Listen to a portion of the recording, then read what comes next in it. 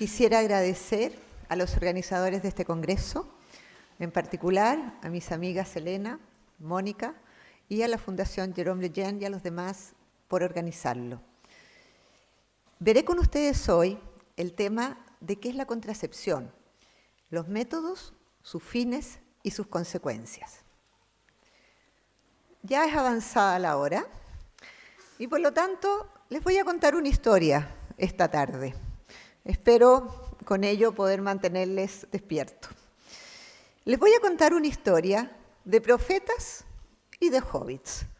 Y vamos a ir conociendo quiénes son los profetas y quiénes son los hobbits. La historia la vamos a comenzar, como toda historia, en algún año. Y esta historia la vamos a comenzar en el año 1950, cuando Karl de Gerassi sintetiza en México la primera progestina sintética. La verdad, él, un investigador, lo que más le importaba era la ciencia y sintetiza esta progestina. Karl de Gerassi se autodenomina la madre de la píldora. Y luego les voy a presentar en 1960 al que de Gerassi denomina el padre de la píldora, que es Gregory Pincus. Gregory Pincus es médico y logra que se comercialice el primer anticonceptivo hormonal, que se llamó Enovit. Este contenía aproximadamente 10 veces la cantidad de hormonas que tienen los anticonceptivos que conocemos hoy en día. Luego, nuestra historia prosigue hacia el año 1968, cuando su santidad Pablo VI promulga la encíclica Humane Vitae. Y posteriormente, en el año 1972, vean ustedes, 22 años después de que de Gerassi sintetizase la primera progestina, los doctores John y Lynn Billings, junto a sus amigos Jim Brown y el doctor Berger, dan a conocer el método de la ovulación Billings, como una respuesta al llamado de su santidad y como la respuesta a la petición del cardenal de Melbourne, que le pide a John, quien era neurólogo y no tenía idea de ginecología, que por favor descubriese un método que fuese mejor que el método del calendario, que era el que se usaba. Ustedes comprenderán la desesperación de John y Lynn ante el llamado de este santo sacerdote. Y bien, aquí tenemos entonces esbozado los primeros años de nuestra historia. Y tenemos los profetas que vamos a ver y tenemos los hobbits, que ya les voy a ir explicando sus nombres y por qué decimos que es una historia de profetas y de hobbits. En los años 1950, todos sabemos, el promedio mundial de hijos por mujer era de 5,3. Era la posguerra y era una situación difícil para la mujer, tanto desde el punto de vista demográfico como laboral. Por lo tanto, cuando sale al mercado la píldora y Planned Parenthood la promueve, para la mujer era como una especie de tabla de salvación, ¿cierto? En que sus problemas sociales contingentes se iban a ver solucionados.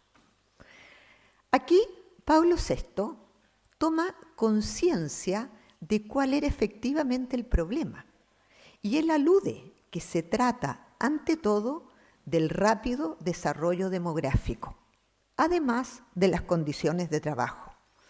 Por lo tanto, quiero que veamos que Pablo VI está muy consciente de cuál era la condición de la mujer en aquel entonces y de qué se trataba. Pero él también intuye que no puede haber contradicción entre las leyes divinas que regulan la transmisión de la vida y aquellas que favorecen un auténtico amor conyugal. Y aquí tenemos lo que llamamos el game changer, o aquello que cambia las reglas de este juego, la píldora anticonceptiva. Con su advenimiento, hoy día, y esto también yo creo que es conocido por la mayoría de ustedes, el promedio de hijos por mujer a nivel mundial ha descendido de 5,3 a 1,7 a 2,2 hijos por mujer, siendo la tasa de natalidad más alta en países como algunos africanos y más baja como este hermoso país que nos está recibiendo para este congreso, que es Italia, ¿cierto? Hoy en día existen 1.900 millones de mujeres entre 15 y 49 años en el mundo.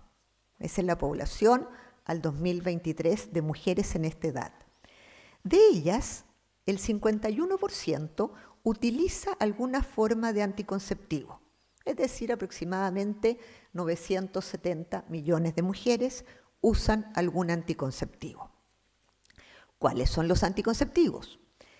En grandes rasgos los dividimos en métodos irreversibles, la esterilización, ya sea femenina o masculina, y métodos reversibles, de los cuales son conocidos los hormonales, y aquí vemos que hay aproximadamente entre 200 y 300 millones de mujeres que hoy día en el mundo utilizan un método anticonceptivo hormonal.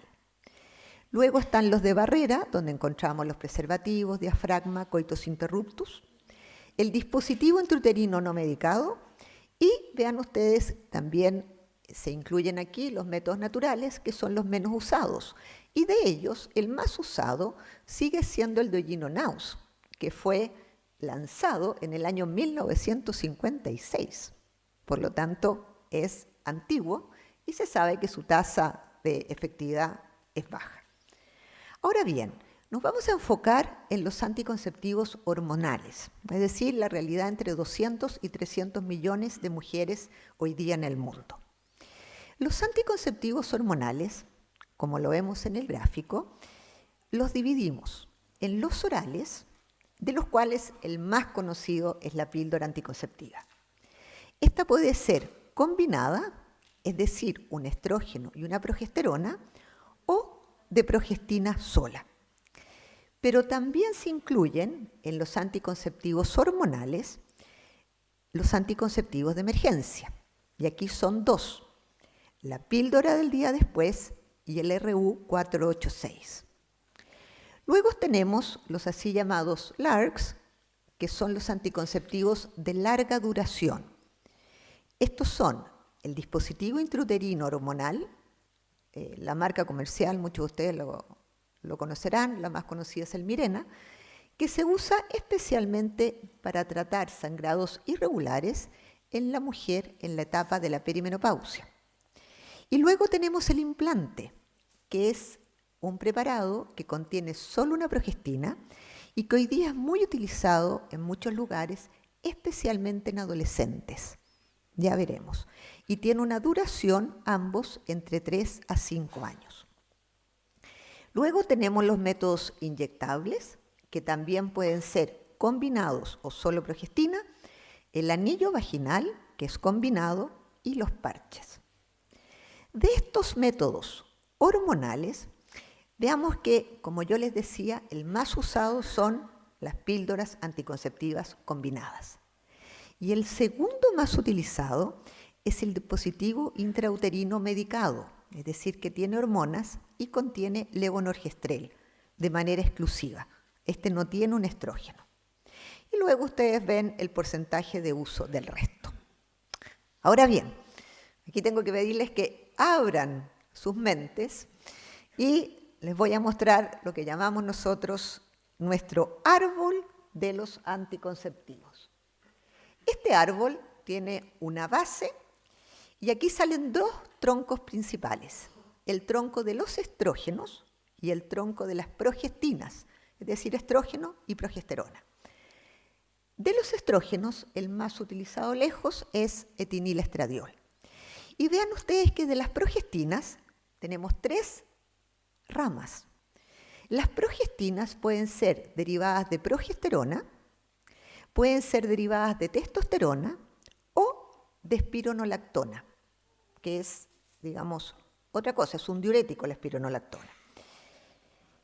Y entonces vean ustedes que son muchísimas las diferentes progestinas que podemos tener. Ahora bien, quiero que pongan especial atención en que de las progestinas derivadas de progesterona, la primera que allí vemos es el acetato de medroxiprogesterona. Recuerden esta en sus mentes. Luego, de las derivadas de testosterona, las tenemos de primera, segunda y tercera generación, según el momento en el cual fueron lanzadas al mercado.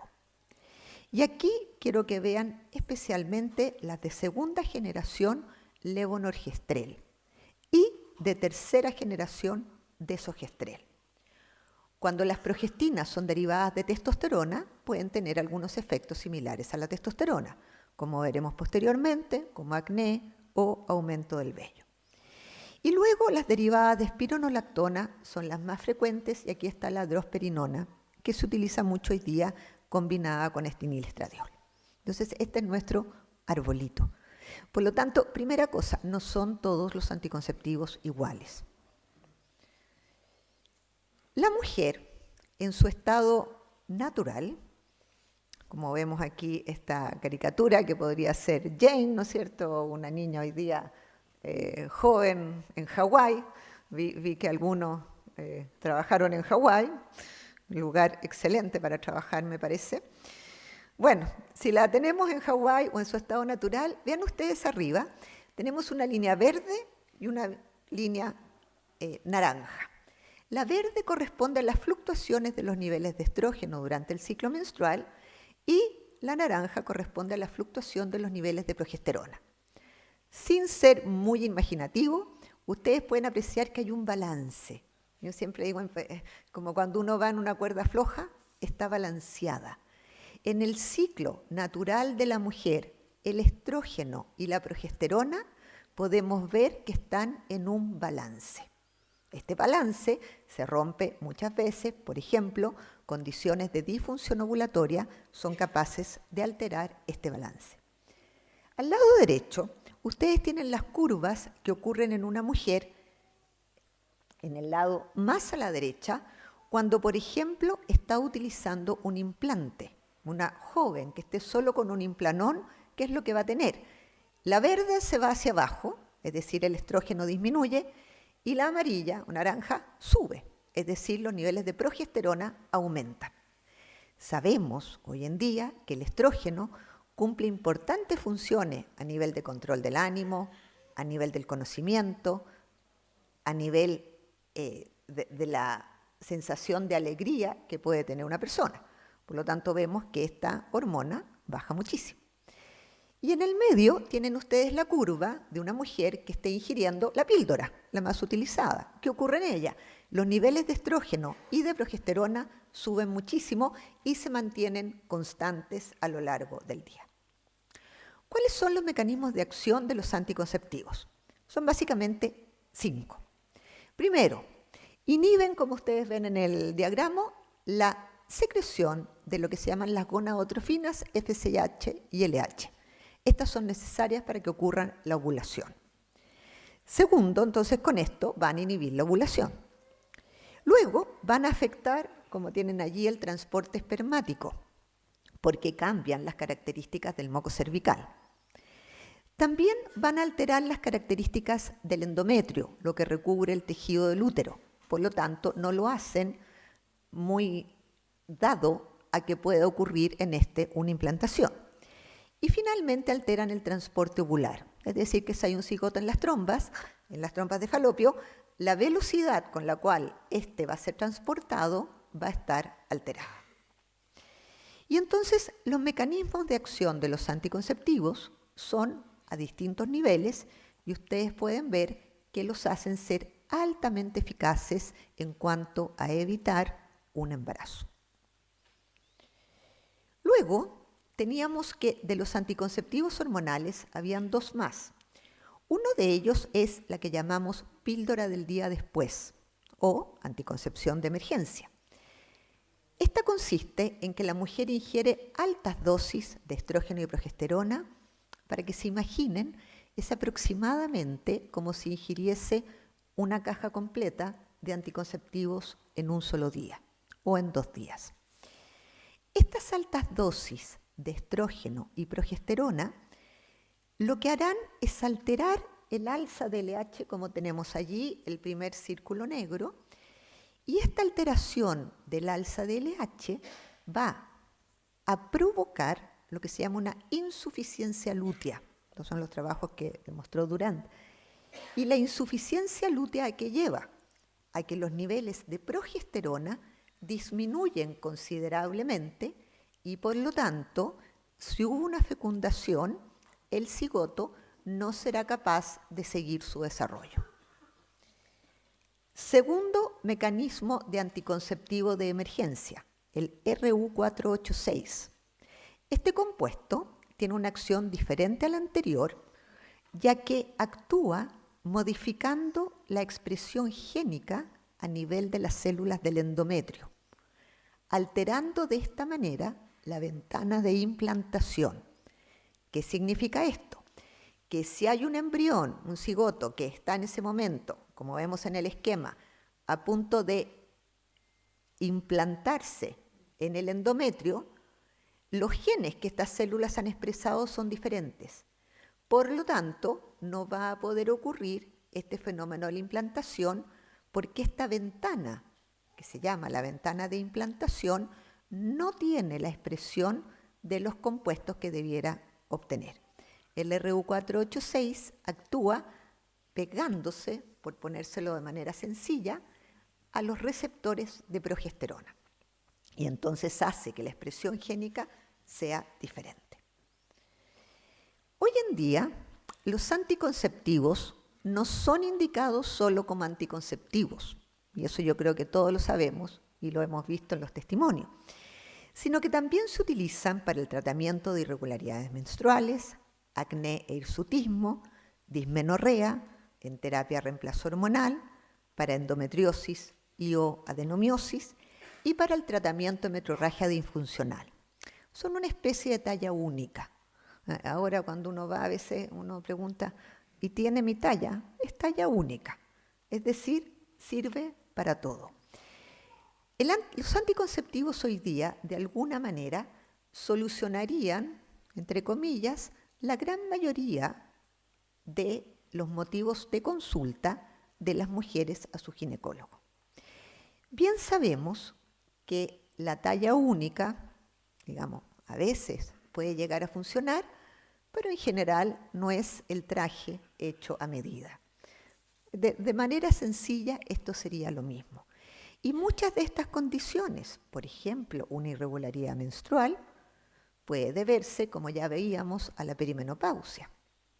O puede deberse a un trastorno en la tiroides o a diferentes patologías, sobre todo endocrinológicas o metabólicas, que afectan a la mujer.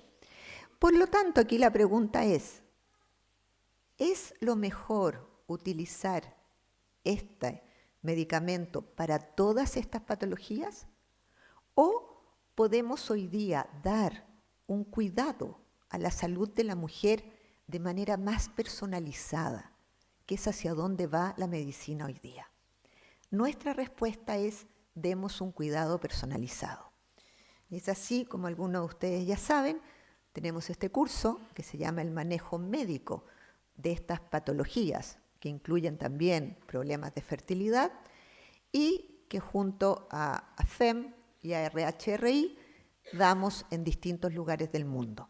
Ya tenemos una red que está a lo largo de los 5 continentes y tenemos en este momento más de 2.000, 2.500 médicos que se han formado en esta manera de dar un tratamiento personalizado a situaciones que afectan a la mujer. Bien, los anticonceptivos, como cualquier medicamento, como cualquier cosa que uno ingiera, tienen efectos colaterales, que son bastante conocidos. ¿Cuáles son? Disminución de la libido, náuseas y vómitos, dolores de cabeza, sangrado irregular, aumento de peso, acné, cambios de humor, retención de líquidos y sensibilidad o hinchazón de los senos. Y bien sabemos y tenemos que estar conscientes, no todos los efectos le ocurren a todas las mujeres. Por eso es que a veces uno ve con unas pacientes que van al médico y dicen: doctor, yo engordé, aumenté 4, 6 kilos con la píldora que usted me recetó. Y la respuesta que suelen oír es, la píldora no engorda, la que engorda es usted. ¿Verdad? Esta es una respuesta que mis pacientes comparten bastante a menudo conmigo. ¿Van a aumentar de peso todas las mujeres que ingieren anticonceptivos? No. ¿Aumentan de peso todos los anticonceptivos? Tampoco. Por lo tanto, aquí tenemos que ir abriendo nuestro abanico. Sin embargo, quiero hacer mención especial al primer efecto colateral, el cual es la disminución de la libido. Esta ocurre porque en aquellos anticonceptivos que tienen etinilestradiol o un estrógeno, el paso de este estrógeno por el hígado hace que aumente la producción de diversas globulinas que se llaman. Y la primera de ellas, ustedes ven que se llama SHBG. Esta globulina une la testosterona. Entonces, si bien es cierto la mujer tiene cantidades adecuadas de testosterona, están todas unidas a la SHBG. Y bien sabemos que la testosterona está muy relacionada con la libido o deseo sexual. Por lo tanto, el aumento de la SHBG hace que la cantidad de testosterona libre o disponible disminuya, junto con el aumento de todas estas otras proteínas. Pero debemos pensar que esta disminución de la libido puede llevar a un efecto deleterio a nivel vinculante de la mujer con su esposo, con su pareja. Por tanto, tengamos esto en mente. ¿Qué es lo que debiera, y para ponerlo en forma muy concreta, preguntarse toda mujer que va a ingerir un anticonceptivo hormonal por cualquier razón que ésta sea? Primero, ¿tiene antecedentes de diabetes, sobrepeso o síndrome de ovario poliquístico? Si este es el caso, y vean ustedes que es muchas veces utilizado para el tratamiento del síndrome de ovario poliquístico, y algunas de ustedes lo sabrán, pero ¿qué ocurre? Que está comprobado que el componente estrogénico aumenta la insulinoresistencia, o, puesto de otra manera, baja la tolerancia a la glucosa. Aumenta el colesterol y los triglicéridos.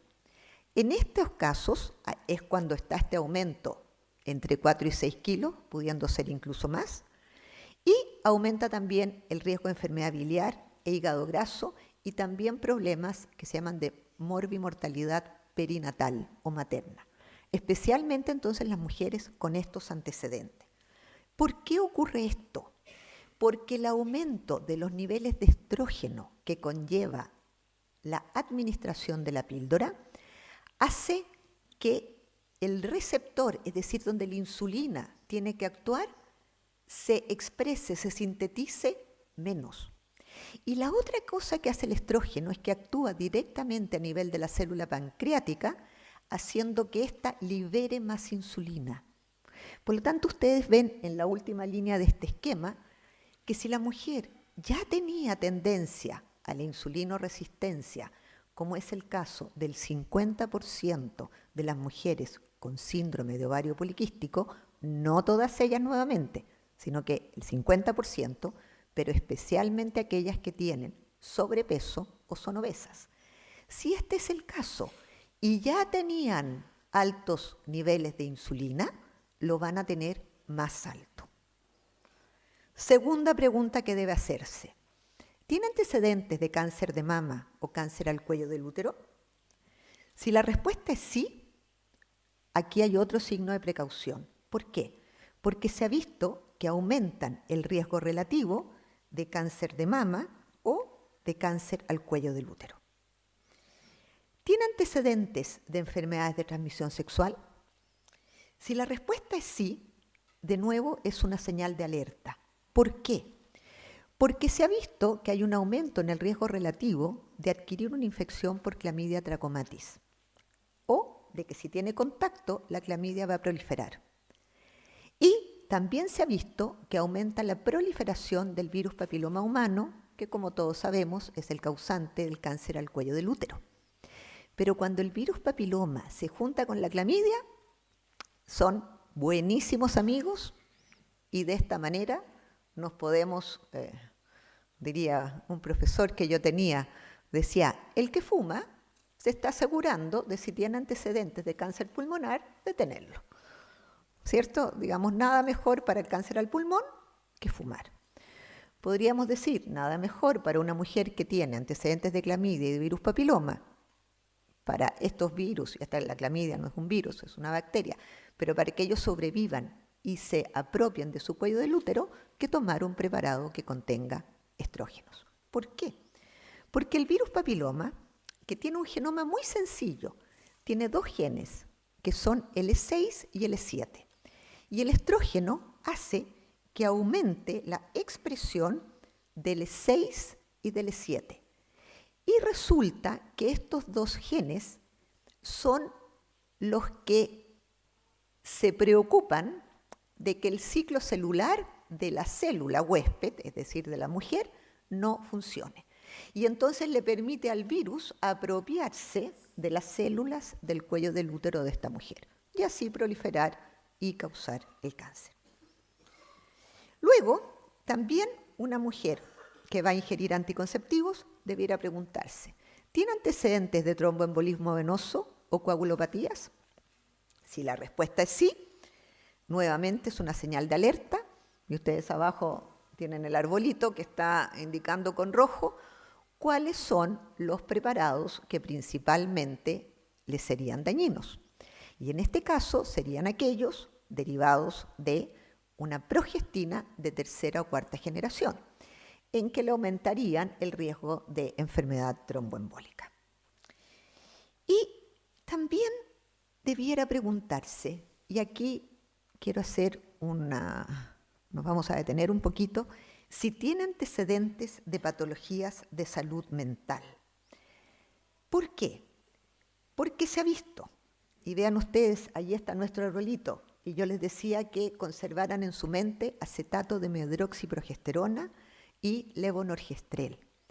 Se ha visto que aumentan el riesgo relativo de episodios depresivos mayores, de trastornos de ansiedad generalizado y de conductas suicidas. Aquí estamos hablando de una conducta que lleva a la muerte. No estamos hablando de cualquier conducta. Ahora bien, esto se ha discutido. Sin embargo, hay un trabajo que hicieron los daneses en que estudiaron, ustedes saben, ellos tienen muy buenas bases de datos, y pudieron estudiar a 1 millón de mujeres. ¿Y qué es lo que probaron con distintas estadísticas? De manera bastante clara, que los anticonceptivos aumentan el riesgo de depresión. Pero también comprobaron que el riesgo es mayor en las adolescentes. ¿Por qué?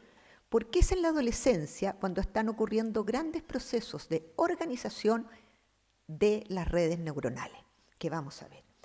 Hoy en día tenemos 303 millones de mujeres en el mundo entre 15 y 19 años, de las cuales el 50% usa un método anticonceptivo, y de ellas el 50%, es decir, aproximadamente 75 millones, usa un método hormonal. Les voy a mostrar una neurona feliz. Aquí tenemos una neurona que está contenta y esas células ustedes ven que la están como acariciando, lo que están haciendo son los oligodendrocitos que están mielinizando esta neurona o reparando la vaina de mielina.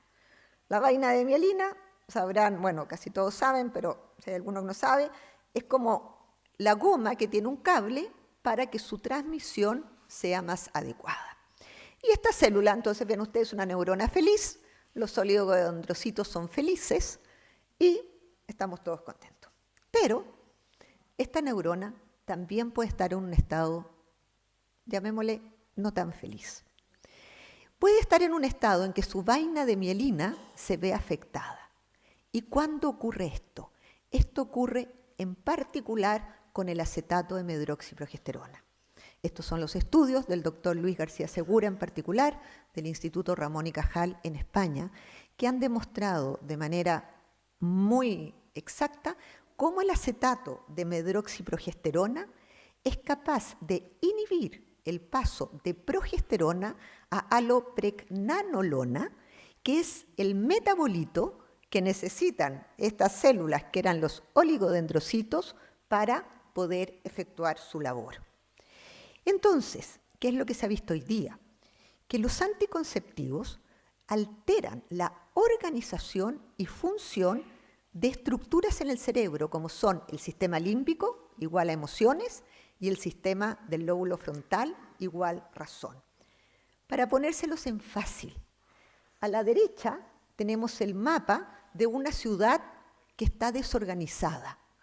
Por ejemplo, la organización del cerebro de una niña que ingirió anticonceptivos o a quien le pusieron un implante. Y a la izquierda tenemos el mapa de una ciudad organizada.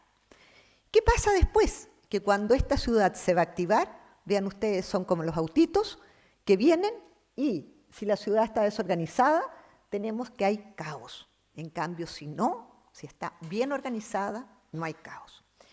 Por lo tanto, sí tienen efectos colaterales. Y nos preguntamos, ¿por qué se ha perpetuado el uso? Primero, alta efectividad.